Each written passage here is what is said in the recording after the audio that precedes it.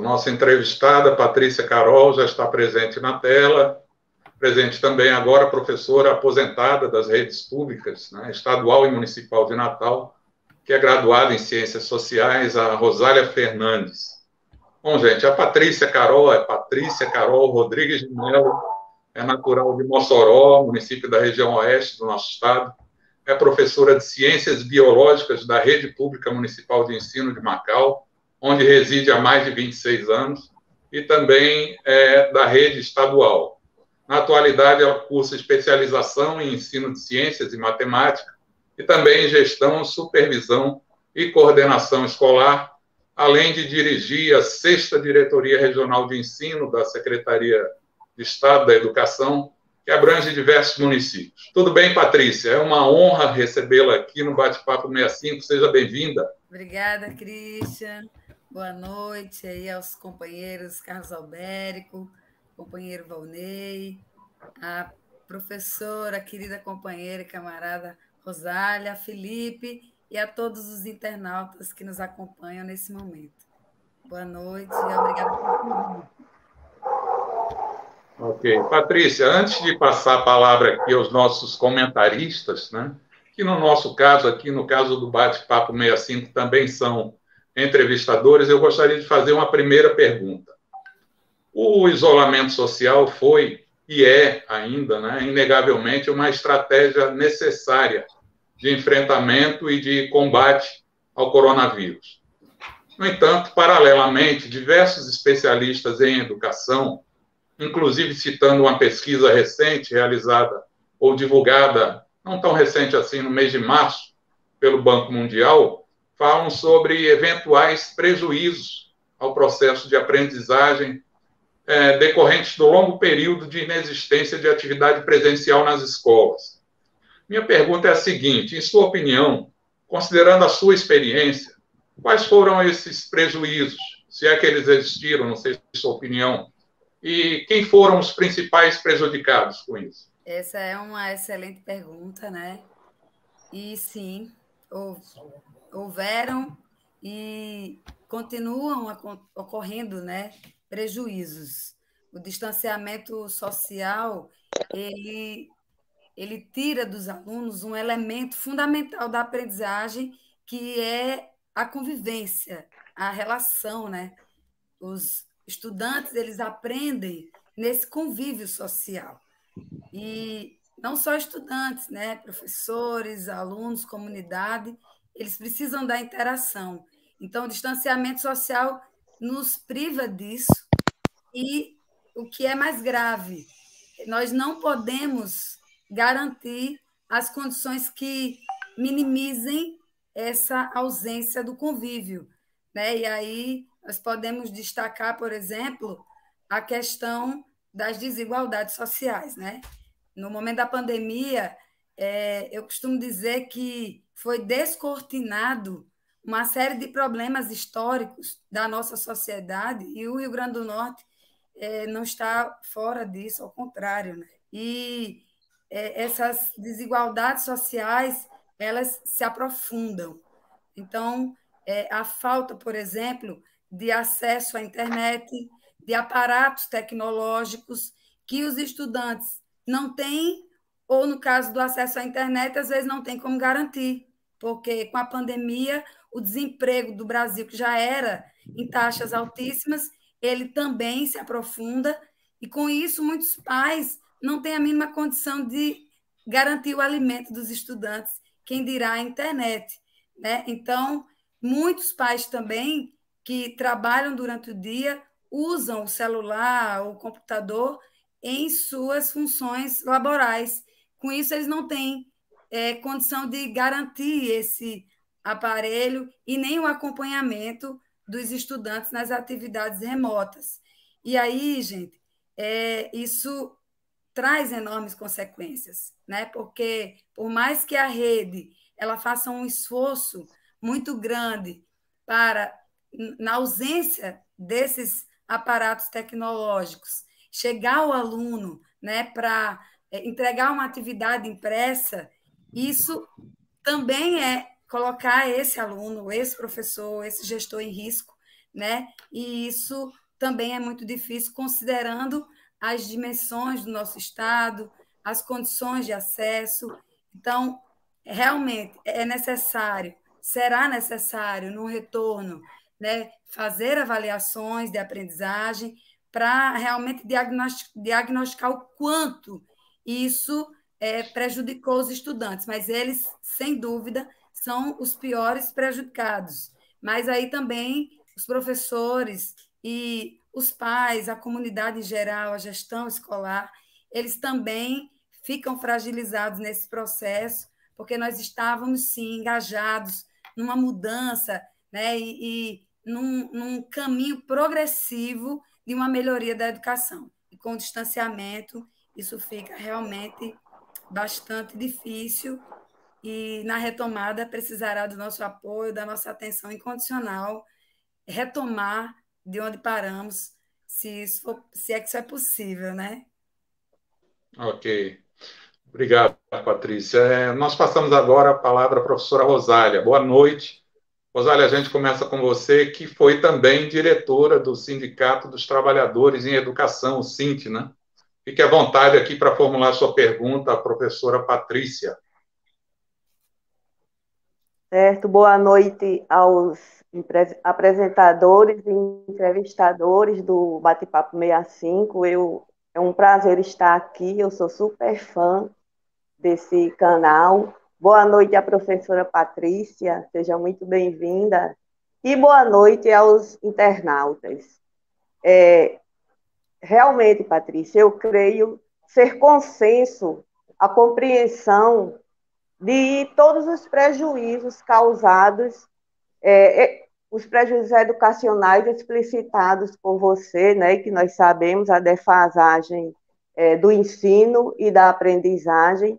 No entanto, o risco de contágio pelos estudantes que ainda não estão imunizados, ou até mesmo a explosão de uma nova onda de contaminação e mortes por Covid, a minha pergunta é o seguinte: não seria um prejuízo maior para a sociedade norte rio-grandense esse perigo que se corre com o retorno das aulas presenciais nesse momento aqui no estado do Rio Grande do Norte? Então, Rosália, é verdade, sem dúvida é bastante delicado, né, esse retorno nesse momento. Mas são tantos fatores que nós temos que considerar, né? Ainda dentro da primeira pergunta, os estudantes, muitos deles, chegavam à escola sem sequer ter feito uma alimentação escolar, né? E com esse distanciamento, uma coisa também que ficou muito clara para nós é que muitos estudantes expostos à vulnerabilidade social, eles ficaram também expostos a algum tipo de violência que era a escola que identificava, né?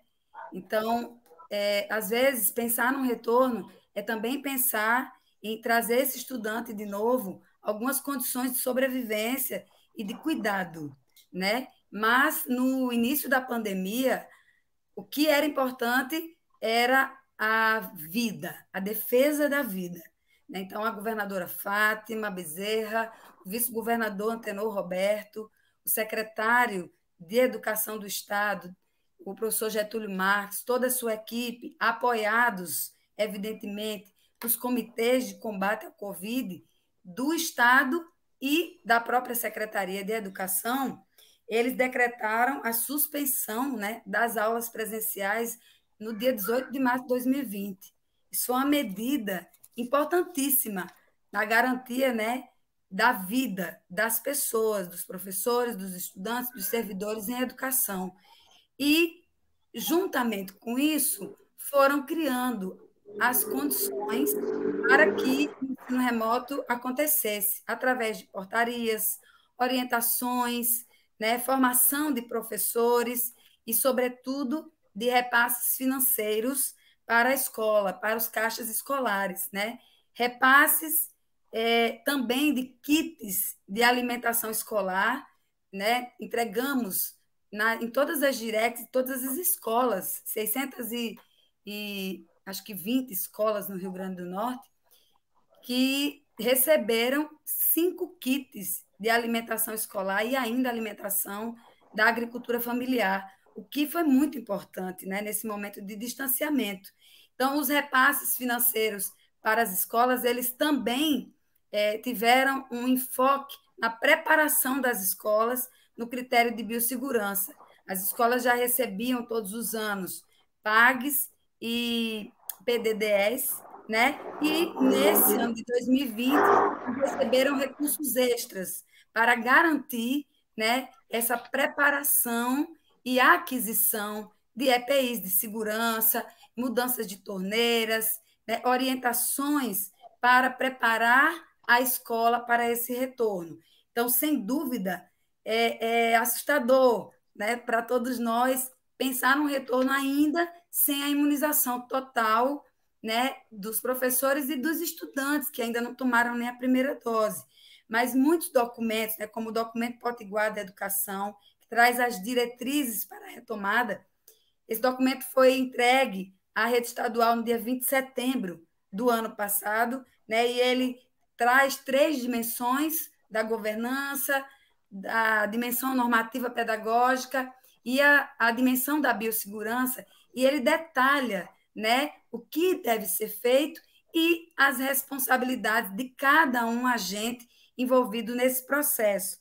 Então, assim, fizemos muitas reuniões, promovemos muitas formações e um detalhe muito importante que os camaradas já citaram aqui são o controle, né, das ocupações das UTIs de Covid e também a diminuição da quantidade de contaminação, né, das pessoas e também as condições territoriais.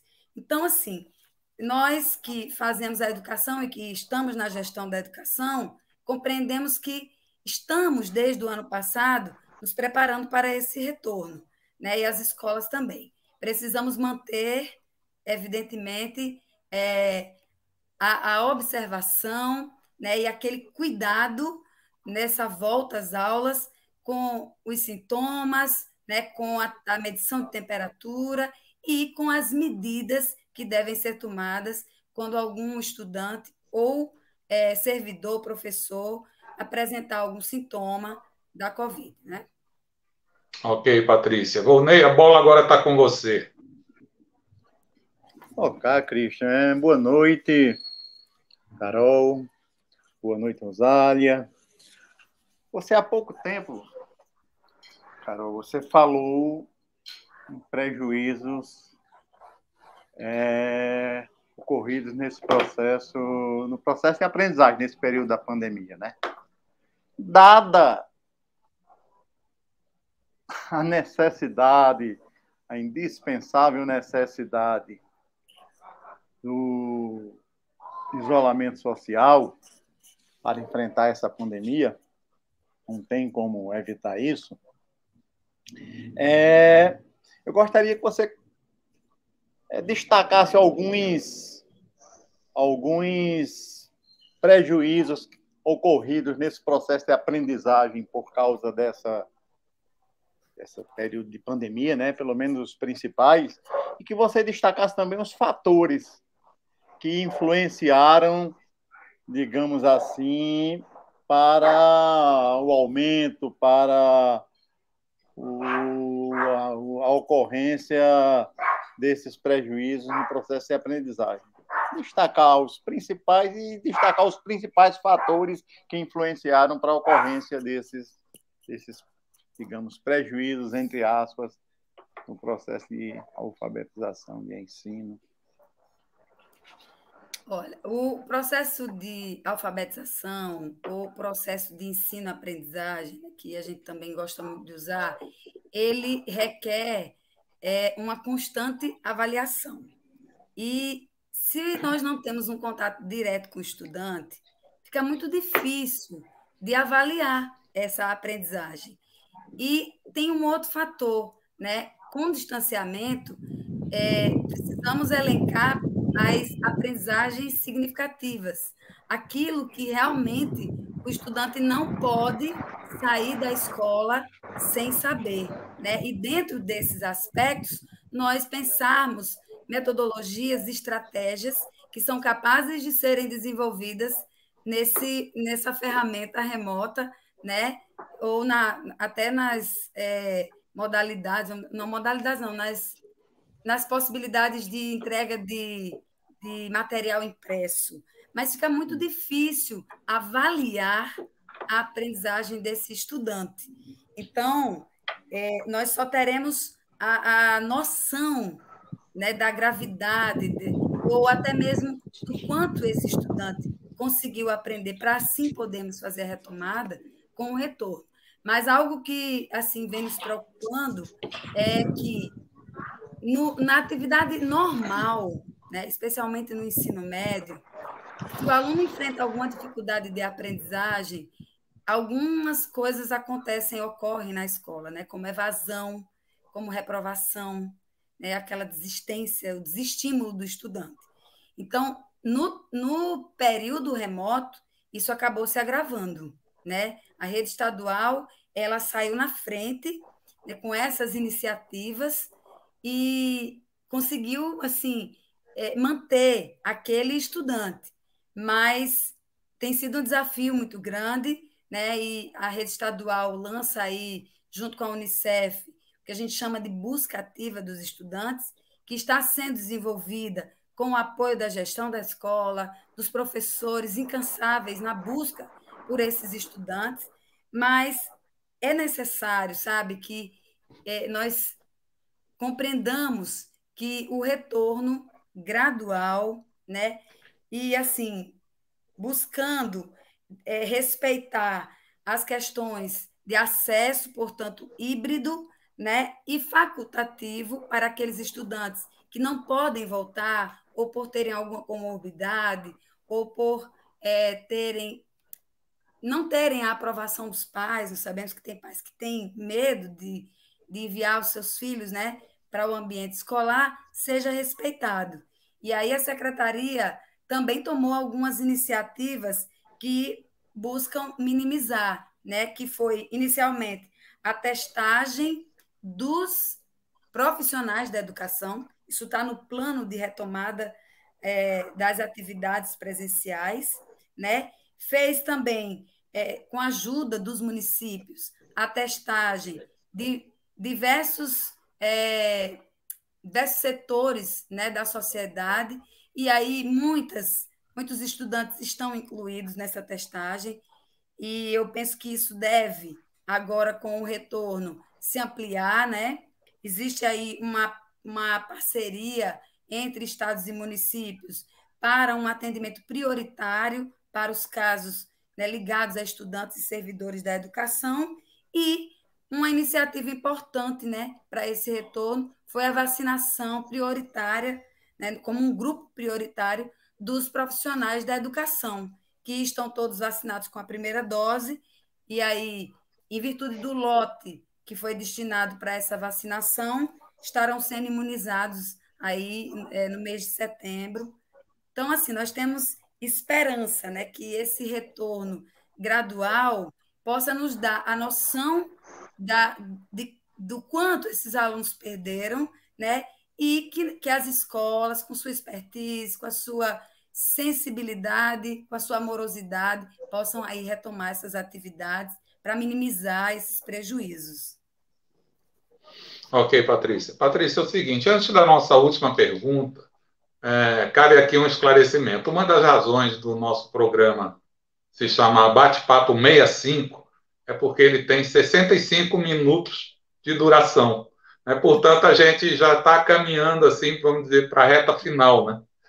Aproveitando isso, após a sua resposta a essa próxima pergunta, que é a última, você já pode também aproveitar para fazer as suas considerações finais, tá certo? Albérico, a última pergunta é sua, fique à vontade. Tá, Christian. Patrícia, bom ver você aqui. Obrigado aí por atender o nosso convite. O tema aqui está pegando fogo. Aqui os comentários aqui dos internautas, cada um mais brilhante, mais elucidativo. né? Realmente é um tema muito apaixonante, né? Eu vou fazer uma pergunta, Patrícia, que talvez você já tenha respondido ela nas entrelinhas, mas eu acho que é importante insistir.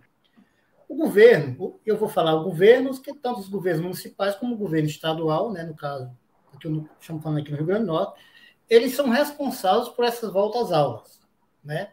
E para que isso aconteça, evidentemente, tem que ter algumas salvaguardas, né? Eu queria saber, na sua opinião, quais seriam elas, se elas foram planejadas, né? Se elas estão bem planejadas, se há segurança, né, nessas salvaguardas que foram apresentadas, na sua opinião. Apesar de me parece que você já, de alguma forma, já tenha respondido, como eu disse, nas entrelinhas. Muito obrigado e parabéns aí pelas suas intervenções. Muito boas, viu, Patrícia? Obrigada.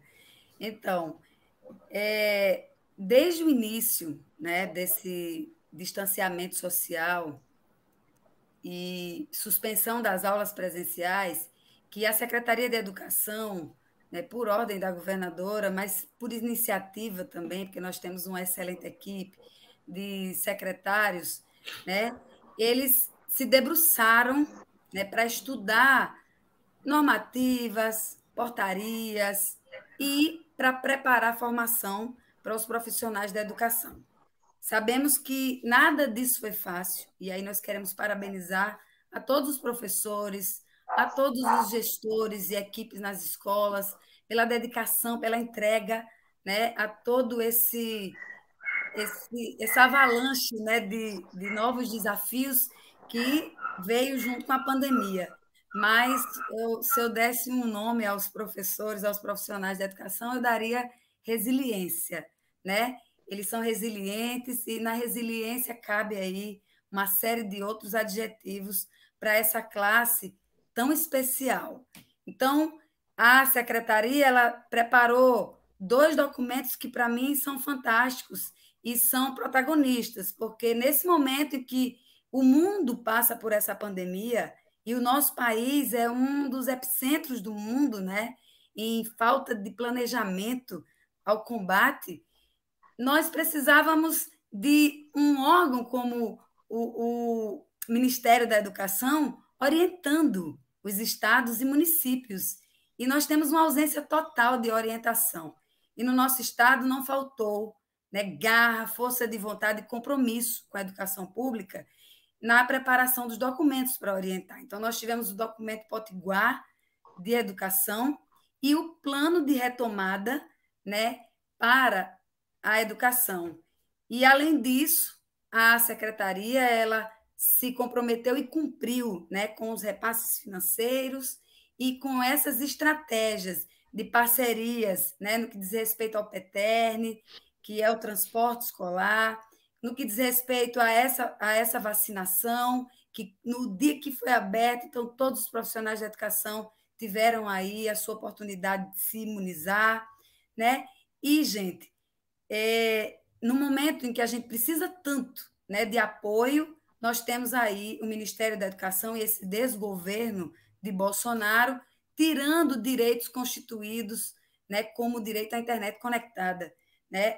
Eu até salvei aqui uma matéria da TV Senado, do Jornal Senado, que a internet conectada ela tem aí um investimento de 3,5 bilhões aplicado nas escolas públicas, estaduais e municipais, a fim de garantir a internet para as escolas. Né? E isso foi acontecendo em etapas desde 2018. E aí, em plena pandemia, esse recurso é suspenso porque o presidente ingressa com uma ação, né, para suspender um recurso tão importante e num momento tão delicado, né, do Brasil e da educação, que, para mim, é uma das maiores ações sociais, né, do planeta.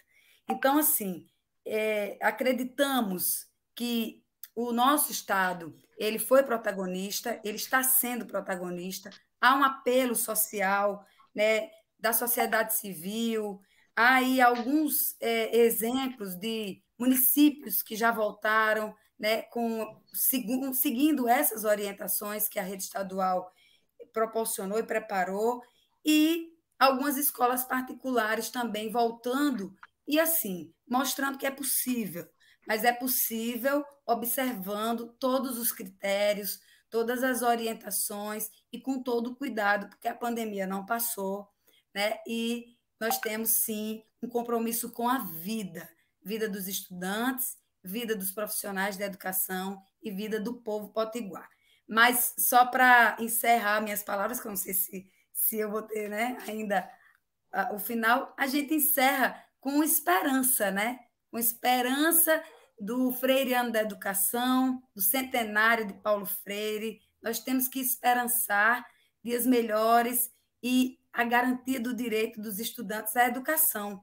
E aí terminamos o dia hoje, né, com o que os camaradas já falaram, eu não vou me falar muito, que foi aí o lançamento, né, do programa Nova Escola Potiguar, onde com recursos de 400 milhões de reais, que é fruto de uma luta, né, da governadora do estado e que, graças a um trabalho incansável da sua equipe, chega para o Rio Grande do Norte numa hora assim oportuníssima, né, e que vai, além de garantir reformas estruturais, né, na casa de 182 equipamentos, né, vai aí garantir internet, banda larga para todas as escolas do Rio Grande do Norte. Então, nós estamos felizes e esperançosos, cuidadosos, porque precisamos ser, mas esperançosos que novos ventos virão, sim.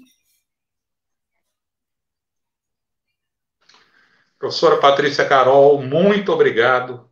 Foi um prazer tê-la conosco aqui no Bate-Papo 65 e a gente espera poder contar com a sua presença em outras oportunidades.